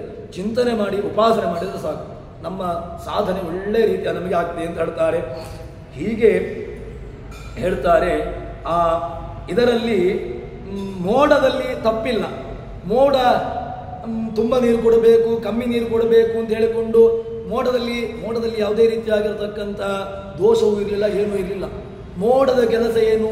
ಮೋಡದ ಕೆಲಸ ಆವಿಯಾಗಿರತಕ್ಕಂತಹ ವಾಯುದೇವರು ನೀರನ್ನು ಆವಿ ಮಾಡ್ತಾರೆ. ಆವಿ ಮಾಡಿ ಅದನ್ನು ಆಯಾಯ ಸ್ಥಳದಲ್ಲಿ ಉಪನಿಷತ್ತು ಹೇಳ್ತದೆ. ಆಯಾಯ ನೀರುಗಳು ಆಯಾಯ ವ್ಯವಸ್ಥೆಯಲ್ಲಿ ಹೋಗ್ತದೆ. ಗಂಗೆ ನೀರು ಗಂಗೆಗೆ, ಕಾವೇರಿ ನೀರು ಕಾವೇರಿಗೆ, ತುಂಗೆ ನೀರು ತುಂಗೆಗೆ, ಎಲ್ಲವನ್ನೂ ಕೂಡ ಮಾಡುವ ವ್ಯವಸ್ಥೆ ವಾಯುದೇವರದ್ದು. ಆಯಾಯ ನೀರು ಅಲ್ಲಿಯೇ ಹೋಗಿ ಸೇರ್ತದೆ ಅಂತ ಹೇಳ್ತಾರೆ, ಹೊರತು ಎಲ್ಲ ನೀರುಗಳು ಒಂದೇ ಅಂತ ಹೇಳಲಿಕ್ಕೆ ಆಗೋದಿಲ್ಲ. ಅದು ವೇದಾಂತ ವಿಚಾರ. ಇಲ್ಲಿ ಏನು ಕೇಳಿದ್ರೆ ಹೇಳ್ತಾರೆ, ಆ ವ್ಯವಸ್ಥೆಯನ್ನ ಕೊಡುವಂತಹದ್ದು ನೀರನ್ನು ಸಂಗ್ರಹ ಮಾಡುವಂತಹದ್ದು ಮೋಡದ ಕೆಲಸ ನೀರು ಸಂಗ್ರಹಣೆ ಮಾತ್ರ. ಅದನ್ನ ಯಾವುದೋ ಒಂದು ವ್ಯವಸ್ಥಿತವಾಗಿ ಎಲ್ಲಿಯೋ ಒಂದು ಸ್ಥಳಕ್ಕೆ ಕೊಡುವಂತಹದ್ದು. ಅದು ಕಬ್ಬಿಗಾಗುವಾಗ ಜಾಸ್ತಿ ಕೊಟ್ಟು ಅತಿವೃಷ್ಟಿ ಅನಾವೃಷ್ಟಿ ನಮ್ಮ ಪ್ರಾರಬ್ಧ ಬಿಡಿ, ಅದನ್ನ ನಾವು ಪಡ್ಕೊಂಡದ್ದು, ನಾವು ಮಾಡಿಕೊಂಡದ್ದು. ಆದರೆ ಮೋಡದ ಕೆಲಸ ಏನು? ನೀರು ಕೊಡುವುದು ಮಾತ್ರ. ಹೇಳ್ತಾರೆ, ಹೀಗೆ ಆ ಯೋಗ್ಯತೆ, ನೀರು ಕೊಡುವ ಯೋಗ್ಯತೆ ಮೋಡದ್ದು, ಪಡ್ಕೊಳ್ಳುವುದು ಅದರ ಯೋಗ್ಯತೆ. ಕಬ್ಬಿನದ್ದು, ಭತ್ತದ್ದು, ರಾಗಿಯದ್ದು ಅಥವಾ ಇನ್ನಿತರ ಯಾವುದರದ್ದು ಪಡ್ಕೊಳ್ಳುವಂತಹದ್ದು ಪಡ್ಕೊಳ್ತದೆ. ಪಡ್ಕೊಂಡು ಎಷ್ಟು ತನ್ನ ಸ್ವಭಾವವನ್ನು ಮೀರಿ ಫಲವನ್ನು ಕೊಡುವುದಿಲ್ಲ. ತಮ್ಮ ಸ್ವಭಾವ ಏನುಂಟು ಮೊದಲಿಗೆ ಹೇಳಿದಲ್ವ, ಕಬ್ಬಿನ ಸಿಹಿ ನೀರು ಹಾಕಿದ್ರೆ, ಬೆಲ್ಲದ ಸಿಹಿ ನೀರು ಹಾಕಿದ್ರೆ ಹಾಗಲಕಾಯಿ ಸಿಹಿಯಾಗಿ ಪರಿಣಾಮವಾಗಲಿ ಇಲ್ಲವೇ ಇಲ್ಲ, ಹಾಗಾಗ್ಲಿಕ್ಕೆ ಸಾಧ್ಯವೇ ಇಲ್ಲ. ಹುಟ್ಟು ಗುಣ ಬೆಟ್ಟ ಹತ್ತಿದರೂ ಹೋಗದು ಅಂತ ಕನ್ನಡದ ಗಾದೆ. ಇದನ್ನ ಸಂಸ್ಕೃತದಲ್ಲಿ ಹೇಳಿದ್ದು ದ್ರವ್ಯಂ ಕರ್ಮ ಚ ಕಾಲಶ್ಚ ಸ್ವಭಾವೋ ಜೀವಯೇಚ ಯದನುಗ್ರಹತಃ ಸಂತಿ ನ ಸಂತಿ ಇದುಪೇಕ್ಷೆಯ. ಇದನ್ನು ಚಿಂತನೆ ಮಾಡಬೇಕು. ಇದನ್ನು ಚಿಂತನೆ ಮಾಡಿದಾಗ ಭಗವಂತನ ಅಸ್ತಿತ್ವ, ಭಗವಂತನ ಅನುಗ್ರಹ, ಭಗವಂತನ ವ್ಯಾಪ್ತಿ ನಮಗೆ ಚೆನ್ನಾಗಿ ಅರ್ಥ ಆಗಲಿಕ್ಕೆ ಸಾಧ್ಯ ಅಂತ ಎಂಬುದಾಗಿ ಹೇಳ್ತಾರೆ. ಹೀಗೆ ಭಗವಂತ ನಮ್ಮ ಯೋಗ್ಯತೆಯನ್ನು ಅನುಸರಿಸಿಕೊಂಡು ನಮಗೆ ಫಲವನ್ನು ನೀಡುತ್ತಾನೆ ಎಂಬಂತಹ ದೃಷ್ಟಾಂತ ಯಾವುದು? ಮೇಘಗಳು. ಮೇಘದ ದೃಷ್ಟಾಂತದ ಮೂಲಕವಾಗಿ ನಮಗೆ ಜಗನ್ನಾಥದಾಸರು ತೋರಿಸಿಕೊಟ್ಟರು. ಅದಾದ ಮೇಲೆ ಭಗವಂತನ ನಮ್ಮಿಂದಾಗಿ ಕರ್ಮಗಳನ್ನು ಹೇಗೆ ಮಾಡಿಸ್ತಾನೆ ಎಂಬಂತಹ ವಿಚಾರವನ್ನು ಸೂರ್ಯಕಿರಣದ ಮೂಲಕವಾಗಿ ನಮಗೆ ದೃಷ್ಟಾಂತ. ನಮಗೆ ಅರ್ಥ ಆಗೋದಿಲ್ಲ ಪಕ್ಕಕ್ಕೆ. ಯಾಕೆ ಕೇಳಿದ್ರೆ ಎಕ್ಸಾಂಪಲ್ ಇದ್ರೆ ಮಾತ್ರ ನಮಗೆ ಅರ್ಥ ಆಗುವಂತಹದ್ದು. ಒಂದು ದೃಷ್ಟಾಂತ ಬೇಕು. ಏನಾದರೂ ಒಂದು ದೃಷ್ಟಾಂತ ಉಂಟಾ ಅದನ್ನು ನಾವು ಮಾಡ್ತೇವೆ. ದೃಷ್ಟಾಂತ ಇಲ್ಲ ಅಂತಾದರೆ ಇಲ್ಲ, ನಮಗೆ ಅರ್ಥ ಆಗುವುದಿಲ್ಲ ಅಂತ.